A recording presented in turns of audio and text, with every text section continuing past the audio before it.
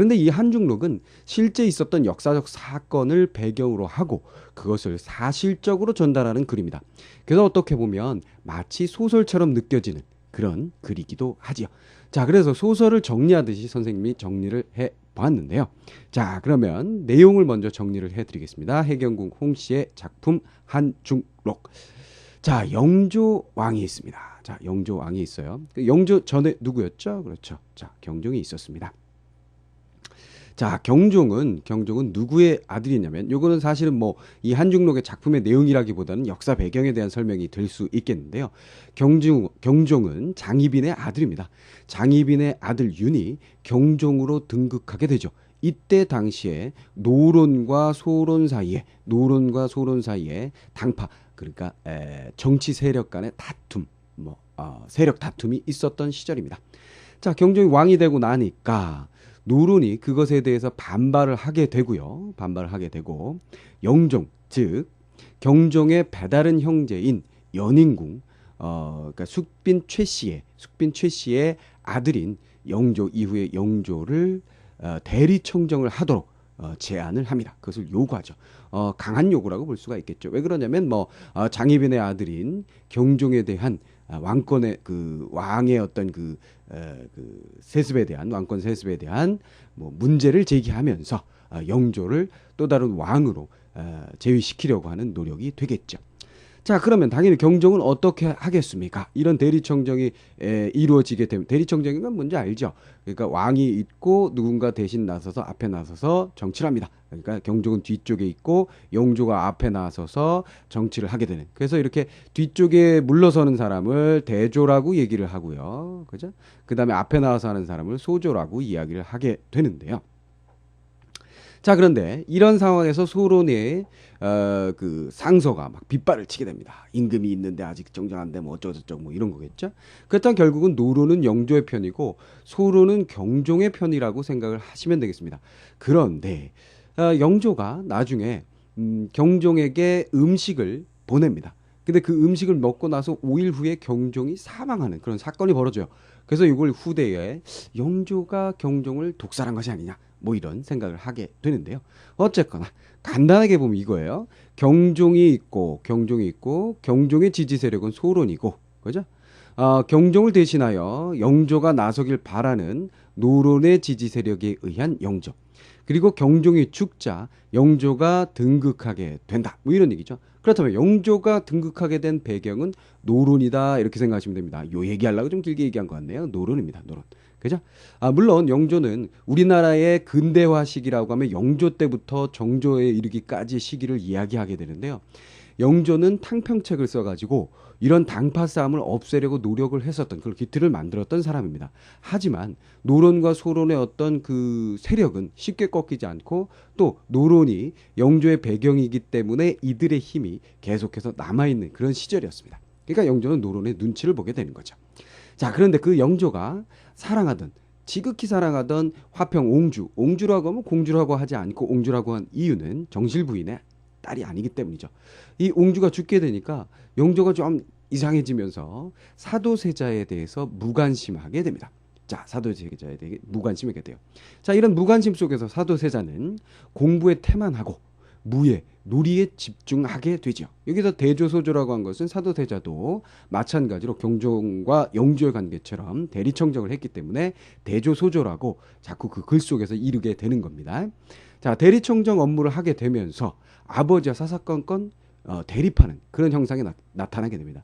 실질적으로 사도세자는 굉장히 똑똑한 인물로 뭐 10세 때 결혼을 하고 어린 나이에도 불구하고 영조가 뭐 이런 당파 싸움을 어떻게 하면 좋겠느냐 균일하게 이렇게 뽑으면 됩니다라든가 이런 조언을 한다라든가 어떤 그 당파 싸움에 대해서 또 시시비비를 가리는 이야기를 한다라든가 굉장히 영특한 그런 왕이 될 수 있는 자질을 가지고 있는 사람이었죠. 자, 그런데 뭐 작품에 이 글에 나와 있지는 않는 얘기입니다만 사도세자가 어린 시절에 경종을 모셨던 그 소련파에 속하는 그런 내관들 이런 사람들이 사도세자를 어린 시절부터 모십니다. 그러다 보니까 자연스럽게 아버지인 영종이 경종을 죽인 게 아닐까 이런 생각을 합니다. 그런 생각, 의심을 품게 되고 또 소론의 영향을 많이 받게 되니까 소론의 입장에 서게 됩니다. 사도세자가. 무슨 말인지 알겠죠? 그렇게 되니까 노론과 소론 사이의 대립이 영조와 사도세자의 대립으로 나타나게 되죠. 실제적으로는 그런 대리청정을 통해서 백성들을 위한 그런 정책을 많이 펴고 선군이 될 수 있는, 좋은 임금이 될 수 있는 그런 가능성을 많이 가지고 있었으나 아버지와 아들로서의 어떤 대립, 노론과 소론의 대립 이런 것 때문에 슬슬 아버지가 화를 내기 시작하죠. 영조가 화를 내기 시작하면 그런 화내는 것을 무서워하면서, 영조가 무서워서 사도세자는 공포증과 강박증, 정신병 증상을 보이기 시작한다라고 얘기를 합니다. 자, 작품 속에는요. 그래서 뭐 여승을 뭐 궁궐 안에 들인다라든가, 뭐 그 누구를 죽인다, 살인을 일삼는다라든가 막 이런 일들이 벌어지게 되면서 나경원이라는 자가 상소를 올리게 되고, 그 상소에 격분한 영조가 이 그 사도세자를 불러서 자결을 명합니다. 너 스스로 죽어라, 이렇게 명하죠. 근데 그것을 거부하자. 저 그러지 않겠습니다. 이제 앞으로 열심히 하겠습니다. 이렇게 하자 뒤주에 가두어서 굶어 죽게 만든다는 스토리가 되겠습니다. 자, 그러니까 한중록에 있는 이야기를 보면 영조가 공주의 죽음 후 사도세자에게 무관심하게 되니까 사도세자는 엇나가게 되고 공부에 태만하고 무예와 놀이에 집중하게 되고, 대리청정 업무를 하면서 아버지와 사사건건 대립하게 되니까 아버지가 점점 화를 많이 내게 되고, 그런 화를 많이 내게 되는 분위기 속에서 사도세자는 약간 좀 이렇게 정신 이상적인 증세를 보이게 되고, 그 주변에 많은 그런 상소와 모함 이런 것에 의해서 결국은 죽음을 명받게 되고, 그것을 거부하자 뒤주 속에 갇혀서 결국은 굶어 죽게 된다라는 굉장히 슬픈, 아버지가 아들을 죽인다는 굉장히 슬픈 스토리가 이 한중록에 담겨 있습니다. 무슨 말인지 알겠죠? 근데 그 역사적 배경은 노론의 배경인 영조와 소론의 배경인 사도세자 사이에 어떤 그 대립, 그래서 뛰어난 인물이었지만 결국은 그 기득권 싸움, 정계의 기득권 싸움에 의해서 죽을 수밖에 없었던 비운의 왕자 임금이었다라는 얘기입니다. 무슨 말인지 이해하죠? 그리고 나서 사도세자의 아들이 바로 누가 됩니까? 사도세자의 아들이 바로 정조입니다. 그래서 전 세계에 많은 변화의 움직임이 있었던 시기인데, 그때 때 맞춰 우리 역사상에서도 정조 이산이라고 그러죠. 이름이 이산입니다. 산. 자, 이산 정조가 그 영조의 어떤 마련된 기틀을 이어받아서 우리나라의 근대화를 일으키려고 하는 굉장히 큰 업적을 많이 남기게 됩니다. 자, 그런데 이후에 뭐 의문의 죽음을 당하게 되죠, 정조가. 그래서 이것이 타살이다. 그러니까 기득권 세력들에 의한, 정조 왕권을 강화하려고 하니까요, 그렇죠? 기득권 세력들에 의한 타살이다라는 얘기도 있고요. 그렇죠. 독살이라는 얘기도 있고, 그냥 단순히 약을 오용해서 죽은 것이다라는 얘기도 있습니다. 자, 무엇이 사실인지는 뭐 선생님이 잘 알지 못하겠습니다만, 선생님 생각에는 그래요. 뭐 정확하게 이렇게 근거를 가진 것은 아니지만 역사의 흐름으로 볼 때는 독살의 가능성이 더 높지 않을까 하는 생각이 들기도 합니다. 실제로 정조가 자신이 스스로 어떤 그 약재에 대한 지식이 많았답니다. 그래서 화가 많이 나고 스트레스가 많으니까 막 종기가 생기고 여러 병들이 있는데 스스로 어떤 약을 처방하기도 했다라고 얘기를 해요. 그래서 자기에게는 열이 많은 병이기 때문에 인삼이 맞지 않는다라고 얘기했는데, 인삼을 쓰려고 하고 그걸 거부했으나 계속 쓰게 되고, 뭐 이런 과정에서 죽음을 맞았다라고 본다면, 자신 스스로 거부했던 약을 먹게 함으로써 뭐 이렇게 주변에서 죽이려고 했던 것이 아닌가 하는 생각이 들기도 합니다만은, 뭐 선생님이 그것에 대해서 역사학자는 아니니까 정확하게 모릅니다. 뭐 그런 입장도 있고, 그냥 약을 잘못 써서 그냥 죽은 거지, 정조가 뭐 죽을 만한 병이 있으니까 죽은 거지라는 입장도 있습니다. 그것에 대해서는 여러분들 뭐 관심 있는 사람들은 스스로 한번 공부를 해보시기 바라고요. 자, 그래서 영조와 사도세자, 정조에 이어지는 그런 3대 간의 스토리, 한많은 이야기를 여러분들이 공부하시게 됩니다. 자, 그럼 해경궁 홍씨, 궁중에 그리고 궁중에 있는 사람들이 쓴 글이다 보니까 좀 더 우아한 품이 있는 그런 표현들을 가지고 있을 수밖에 없었고요. 그리고 가슴 아픈 이야기다 보니까 절실하고 간곡한 묘사가 담겨 있을 수밖에 없었습니다. 또한 궁중에 전하고 품이 있는 말투, 궁중 용어들을 사용한 글이라는 거 당연하죠. 그러니까 품이 있다, 궁중용어다, 전하다, 아름답다, 절실하다, 간곡하다 이런 표현들은 이 한중록에 대한 설명으로 적절한 설명이다라는 거 여러분들이 알아주시면 되겠고요. 자, 그다음에 개축일기 뒤에 배우게 될 개축일기 또 인현 왕우전과 함께 3대 궁중수필로 꼽히는 그런 작품이다. 라는 거 아시고요. 또 한문본도 있어요. 한문본의 제목은 의편록 피 눈물을 흘리는 그런 기록으로 제목으로 전해지고 있습니다. 자, 그래서 전체적인 얘기를 말씀드렸고요. 실제적으로는 한중록은 세 편으로 되어 있어요. 세 편으로 되어 있는데 첫 번째 편에는 해경궁 씨가 어린 시절부터 세자빈이 되어서 50년간 궁궐에서 지난 이야기를 이야기하고요. 그 다음에 두 번째, 세 번째 편에서는 자신의 가족, 친정 쪽의 누명에 대해서 억울한 사정을 이야기하게 됩니다. 그리고 실제적으로 사도세자의 비극적인 죽음에 대해서 이야기하는 부분은 네 번째 편으로서 뒤에 그 손자가 뒤에 후손들이 아버지의 사건, 할아버지의 사건에 대해서 모르면 안 된다. 그래서 기록을 한다라는 작품의 창작 배경에 대한 이야기를 하면서 구구절절히 슬픈 이야기를 전달하게 됩니다. 자, 그럼 내용 간단하게 두 부분만 한번 볼까요? 가장 중요한 사도세자가 뒤주에 갇혀 죽게 되는 장면에 대한 이야기를 한번 살펴봅시다. 그날 나를 덕성합으로 오라 하오심에 덕성합. 자, 계속해서 이 창경궁 궁궐 안에 어떤 그 건물의 이름이 자꾸 나오게 되는데요. 여러분들 헷갈리게 됩니다. 그래서 뒷부분에 선생님이 살짝 정리를 해드리게 되는데 어디서 어디로 가고 어디에서 무슨 일이 있는지를 잘 정리하는 것이 또한 중요한 부분이라고 생각이 됩니다. 덕성합으로 오라 하오시니 덕성합은 누가 있는 곳? 사도세자가 있는 곳입니다. 그때 오정 즈음이나 되는데 오정 정오를 얘기하죠. 12시 낮 12시입니다. 자, 그래서 여러분들이 여기 계속해서 시간에 대한 개념이 나오게 되는데요. 자, 1시, 2시, 3시, 4시, 5시, 6시. 그죠? 그 다음에 9시, 7시, 8시. 7시, 8시.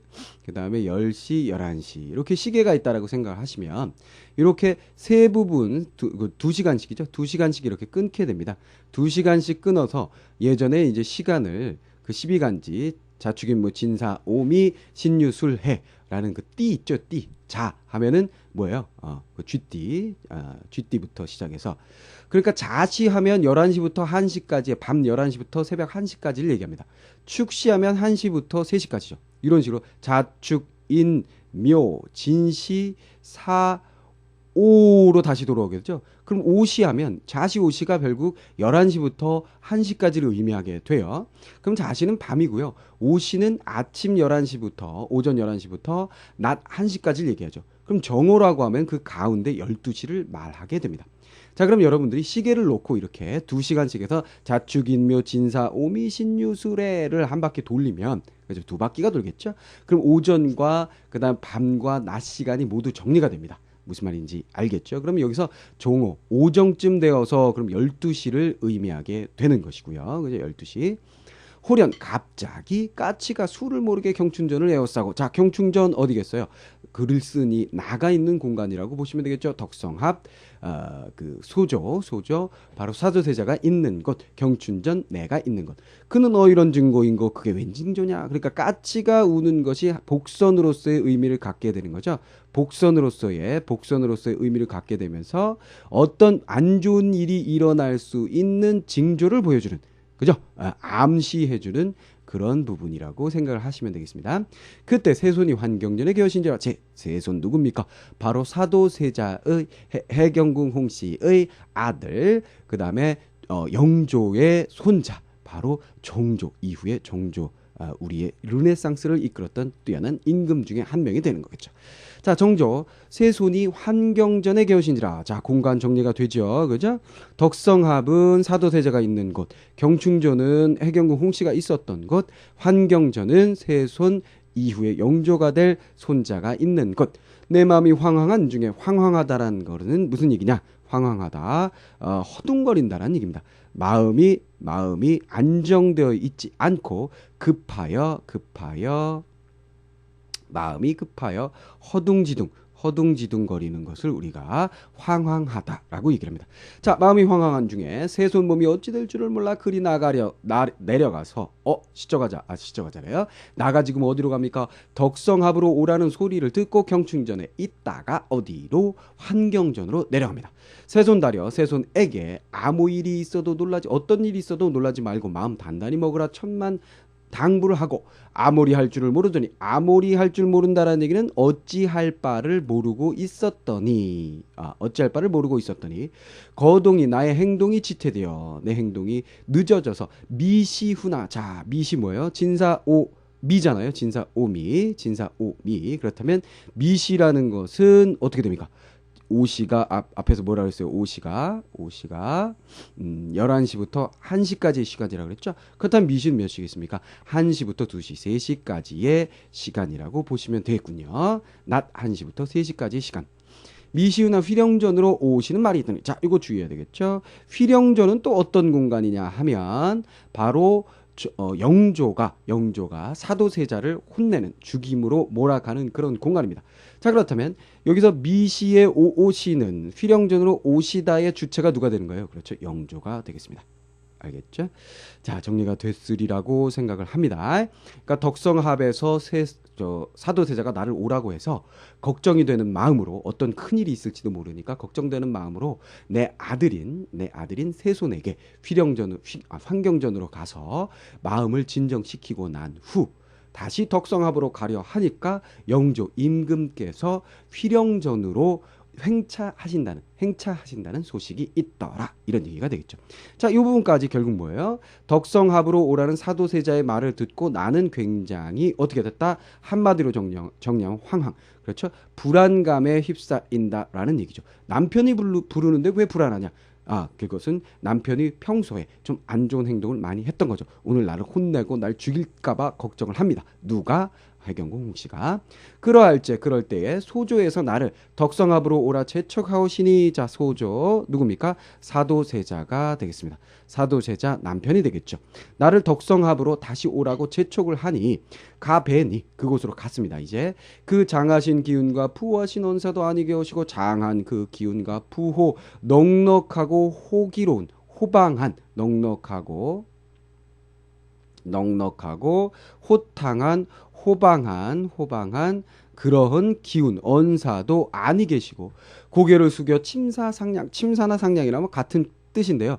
깊이 생각한다, 이렇게 생각하시면 되겠어요. 깊이 어떤 생각에 잠겨 있어서 벽의 의자에 앉아 계우신데 안색을 나오다라는 얘기는 좋게 고치어 안색을 나오샤. 그러니까 얼굴빛을 좋게 하시고. 자, 지금 어때요? 좋게 고치어. 지금 나는 남편이 나에게 화를 낼까봐 걱정하고, 나를 혹시 해코지 할까 걱정되어서 아들에게 당부를 하고 온 상황인데, 천만 뜻밖으로 그런 기운은 없이 차분한 모습으로 깊은 생각을 하면서 좋은 얼굴로 나에게 혈기를 감아시고, 그런 강한 기운을, 혈기왕성 이거 있지요. 그러니까 여기서는 혈기라는 게 좀 불평의 기색, 좀 화난 듯한 그런 기운, 이런 것을 억누르시고, 나를 보시니 응당 화증을 내오셔 화를 낼 것으로 오작지 아니하실 듯, 화를 낼 것 같지 않고 내 명이 그날 마칠 줄 스스로 염려하여 세손을 경계 부탁하고 왔더니, 내가 그날 죽을 줄 알고 세손을 경계하고 왔더니만 사기 그 말씀과 기운이 생각과 다르오셔 날다려 하시되 나에게 말씀하시되, 아마도 고이하니 자네는 조이 살겠네. 아마도 고이하다라는 뭔가 이상한 일이 있다, 이런 얘기겠죠. 분위기가 이상하니 자네는 좋게 살겠네. 그 뜻들이 무세요. 그 뜻이라는 것은 자기를 죽일 그런 뜻이겠죠. 죽일 의도를 내가 예측하고 무섭다, 이런 얘기가 되겠습니다. 무슨 말인지 알겠죠? 자, 그렇다면 여기서 소조 사도세자를 가서 만나보니까 어떻겠다고요? 덕성합으로 오라고 재촉하서 가서 뵈니 그 장하신 기운과 부호하신 언사, 그 평소에 그런 어떤 그 호방한, 그런 막 뭐 이렇게 좀 신경질 잘내고 화 잘 내고 남성스럽고 좀 카리스마 있고 그런 어떤 언사도 계시지 않고 고개를 숙여서 깊은 생각을 하시면서 벽에 의지하여 앉아서 안색을 좋게 고치고 혈기를 억누르시면서 나를 보고 말씀하시기를 화를 낼 줄 알았더니만 그렇지 않고 내 명이 그때 끝날 줄 알고 스스로 염려하여 아들에게 부탁을 하고 왔더니만 그런 말씀과 기운이 평소와 달리 나에게 말씀하시길 이렇게 말하더라. 자, 간단하게 정리하면 평소와 달리 차분한 모습으로 나에게 말씀하시기를 아마도 좀 이상하다. 자네는 잘 살 수 있을 것이야. 나는 죽을 것 같아. 날 죽이려고 하는 그런 의도들이 나는 무섭네. 이렇게 얘기를 했다는 거죠. 하시게 내 눈물을 들여 말없이 허황하여 손을 비비고 앉았더니 휘령전으로 오시고 누가 오시겠어요? 그렇죠. 오시고의 주체 영조가 되겠죠. 영조가 휘령전으로 오시고 소조 바로 사도세자를 부르오시다 하니 이상할 손의 피차 말도 돌아나자 말도 누가 그렇죠. 사도세자가 피하자는 말도 도망가자는 말도 아니하시고 좌우를 물리치지도 좌우에 있는 신하들을 물리치지도 않으시고 조금도 화증 내신 기색 없이 썩 용포를 달라하여 용이 그려진 그 옷을 달라고 하여 입으시며 말씀하시기를 내 학지를 하려 하니 세 손에 휘황을 가져오라. 자, 휘황이라고 하면 방한모자입니다. 방한모. 자, 방한모가 되겠어요. 자, 그럼 간단하게 정리하면 무슨 얘기예요?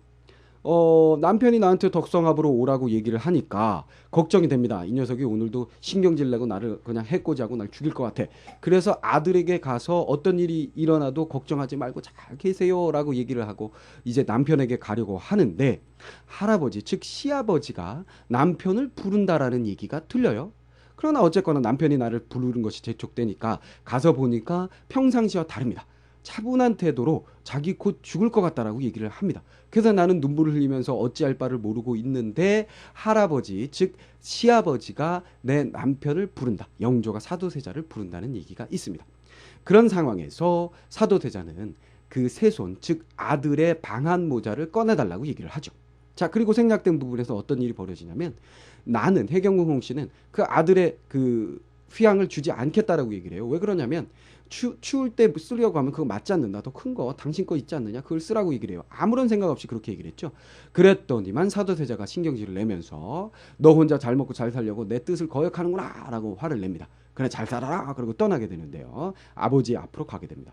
그렇다면 이 휘황 세 손의 휘황을 쓰려고 한 이유는 무엇일 것 같습니까? 아마도 이 손자의 그 모자를 보면 할아버지가 자신의 아들을 죽이지 않을 수도 있다라는 생각을 한 것이 아닌가 하는 생각이 듭니다. 무슨 말인지 알겠죠? 저것도 한 아이의 아비인 것을 저걸 어떻게 하겠느냐, 저걸 왜 죽이겠느냐, 뭐 이런 생각을 할 거를 생각하고 미리 선수를 쓴 것이 아닌가라는 생각이 듭니다. 자, 그럼 여기까지 정리하면 무슨 얘기예요? 소조는 죽음을 예측하고 세손의 휘황을 나에게 요구했다. 이런 얘기가 되어 있고요. 다음. 그리할제 날이 늦고 재촉하여 나가시니 대조께서 휘령전에 저하시고 자 휘령전 아까 그 공간이죠.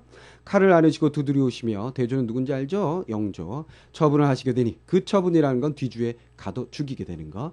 차마 망극하니 자 망극하다라는 뜻은 망극하다 끝이 없다 뭐 이런 얘기입니다. 그렇죠? 그래서 부모의 은혜는 끝이 없어요. 이런 뜻으로 쓰는 말이기도 하고요. 슬픔이 너무나 크다라는 의미로 쓰기도 합니다. 여기서는 당연히 후자의 의미가 되겠죠. 주로 부모나 혹은 임금에게 어떤 일이 생겼을 때 슬픔이 망극하다 쓰기도 하고요. 아니면 부모와 임금에게 은혜를 입었을 때 그 은혜가 끝이 없다 망극하다 이렇게 쓰기도 합니다. 자, 경상이라고 하면 그 광경이라고 그 모습 광경이라고 생각을 하시면 되겠고요. 자, 두드러우시며 그 처분하시게 되니 차마 망극하니 슬프니 이 모습을 내 차마 어찌 기록하리요. 슬프고 슬프도다. 자, 그래서 비극적인 장면을 서술하기 전에 너무 슬프다는 얘기를 했고요. 나가시면서 즉시 대조께서는 엄노하신 성음이 들리오니 자, 대조 영조의 엄이 노하신 그런 소리가 들리니 휘령전이 덕성합과 뭐지 아니하니 휘령전 지금 누가 있는 곳 대조와 소조 아버지와 아들이 지금 죽인다 살린다 하고 있는 공간 덕성합 내가 지금 남편을 만나기 이야기에서 왔던 곳 머지아니하니 지금 덕성읍에 누가 있는 거예요? 그렇죠. 내가 있죠. 휘령전에 누가 있습니까? 영조와 사도세자가 있습니다. 먼저 머지아니하여 담 밑에 사람을 보내어 보니 벌써 용포를 벗고 용포를 벗었다라는 얘기는 뭐예요? 세자의 그 위치를 패했다라는 의미로 볼 수가 있습니다. 폐위한 것을 의미하죠. 그러니까 자살하라 그랬더니 안 죽으니까 일단 너는 서인으로 평민으로 폐위를 하고 저 뒤지 속으로 들어가라 하게 되죠. 겨우시더라 하니 대처분이 오신 줄 알고 천지만극하여 너무나 슬퍼서 흉장이 북렬하는지라. 흉장 뭐예요? 가슴과 내 그 가슴 속이 북렬 붕괴되고 찢어진다 이런 얘기죠. 그렇죠? 가슴이 터진다 정도로 생각을 하시면 되겠습니다. 가슴이 터지는 듯 하는지라. 개 있어 부질없어 거기 있어봤자 아무 소용이 없어서 세손 계신 대로 와서 세손 그 정조죠. 정조가 계신 대로 와서 서로 붙들고 아무리 정조가 계신데 어딘지 알죠? 앞에 그 환경전이라고 나왔나요?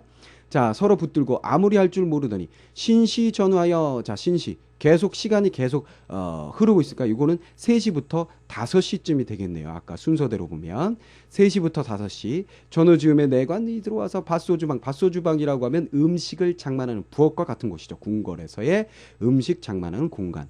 쌀 담는 괴를 내라 한다 하니 이게 웬일인가 어쩐 일인고 황황하여 놀랐고 어찌할 바를 몰라서 내지 못하고 뒤주를 내지 못하고 세손궁이 만극한 거조가 있을 줄 알고 세손궁 누굴 얘기합니까? 정조가 될 세손이 만극한 슬픈 그런 어떤 행위가 있을 줄을 알고 거조라고 하면 어떤 행동 그렇죠? 행동거지. 그래서 어떤 행위라고 생각하시면 되겠죠. 어떤 일이 벌어질 것을 알고 문정전에 들어가서 아비를 살려주옵소서 누구 사도세자를 살려주세요라고 정조가 영조 앞에서 안타깝게 울고 있는 거죠. 문정전은 그 건물은 아닌데 아마 그 옆에 있는 곳인가 봅니다. 대조께서 나아가라 어미하오시니 나와 왕자 제실에 앉아 뭐요? 대조 할아버지인 영조가 야 시끼야 너 찌그러져. 그러니까 나와서 누가 바로 세손 이후에 정조가 될 임금이 왕자 제실 왕자가 공부하는 곳에 가서 앉아 계시니 내 그때 정경이야 고금천지가 내 없으니 세손을 내어보내고 1월이 회색하니 1월 해와 달이 깜깜하게 막힌 것 같아서 그러니까 회색이라는 것은 어둠이 깔리고 막힌다 이런 뜻입니다. 어둠이 깔려 막힌 것 같으니 내 일시나 세상에 머물 마음이 있으리요 죽고 싶다 이런 얘기네요.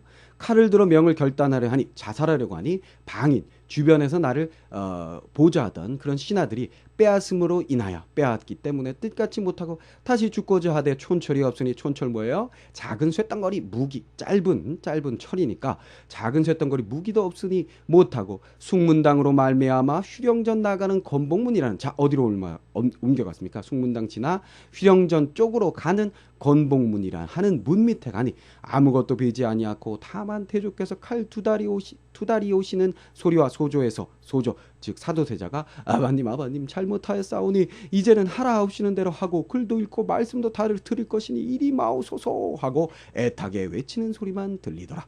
자 간단하게 정리하면 무슨 얘기예요? 무슨 얘기입니까? 재촉해서 결국 대조 앞에 휘령전에 나가니까 영조가 칼을 두드리면서 처분을 하려고 합니다. 그래서 그 광경을 내가 서술하기 정말 안타깝지만 서술한다. 바로 대조께서 엄하게 노한 그 목소리가 들려오셔서 휘령전과 덕성읍이 멀지 않아서 그 밑에 사람을 보내니까 벌써 옷을 벗기시고 혼을 내고 계셔서 나는 가슴이 터지는지라 거기 있어봤자 별 소용이 없어서 어디로 갔다? 세손이 계신 곳으로 갔습니다. 그러나 어찌할 바를 모르고 있는 중에 무엇으로 그 부엌으로 가서 뒤줄을 꺼내오라고 하니까 세손이 뛰쳐나가 문정전에 가서 그 영조에게 제발 그러지 말라고 우리 아버지를 살려달라고 외칩니다. 그때 영조는 그 정조인 손자에게 물러나라 명을 하고 물러나서 왕자 제실에 있을 때 나는 이렇게 살아서 무엇하나 해서 죽으려고 했으나 주변에 있는 사람들이 말려서 죽지 못하고 어디로 건복문 쪽으로 가서 휘령전에서 들려오는 소리를 듣고 있었다. 이렇게 되는 거죠. 무슨 말인지 알겠죠? 자 여기까지 정리하면 대조는 소조에게 큰 처분을 내리려 하고 소조는 용서를 빌고 있는 장면으로 결국 이후의 장면은 어떻게 되는지 알죠? 7일 뭐 글에 따라서는 7일이라고 하기도 하고 8일이라고 되어 있는 데도 있고 중구난방인데요. 그런 날짜가 지나고 나서 굶어 죽게 되는 그 비극적인 죽음을 맞이하게 되는 장면이 나오게 됩니다. 자, 마지막으로 인물의 이 이동 경로를 잘 생각을 해보면요. 먼저 나는 경충전에 있다가 덕성앞에서 소조가 부른다는 소리를 듣고 새손이 있는 환경전으로 갑니다. 그러다가 소조가 휘령전으로 옮겨 가서 혼나는 소리를 들으면서 어쩔 수 없어 어디로 갑니까? 쇠손이 있는 환경전으로 다시 옮겨가죠. 그때 뒤줄을 내놓으라는 소리를 듣고 쇠손은 문정전에 가서 휘령전에 있는 영조에게 우리 아버지 살려달라고 외칩니다. 영조가 너 찌그러져. 그러니까 문정전에 있던 쇠손은 왕자 제실로 옮겨가게 되고요. 나는 자살을 시도했으나 성공하지 못하고 뛰쳐나가 건복문 쪽으로 가서 휘령전에서 나는 소리를 듣고 있게 됩니다. 자, 조금은 복잡한 것 같습니다만 결국은 고전 작품에서 이렇게 인물의 이동 경로까지도 문제로 낼 가능성이 굉장히 큽니다. 그러니까 여러분들이 읽는 것 자체가 힘들기 때문에 고전을 독해하는 능력을 요거만 딱 테스트해봐도 쉽게 테스트가 되거든요. 그래서 이런 문제가 나올 수 있는 가능성이 있으니까 한번 잘 정리를 해주시고, 결국 가장 두드러진 갈등은 소조와 대조 사이의 갈등이 가장 두드러지겠고요. 세손과 대조 사이의 갈등도 있겠죠. 아버지를 살려주세요. 나는 이런 광경에 대해서 안타까움과 슬픔의 마음을 가지면서 서술하고 있다. 이렇게 정리하시면 되는 작품입니다.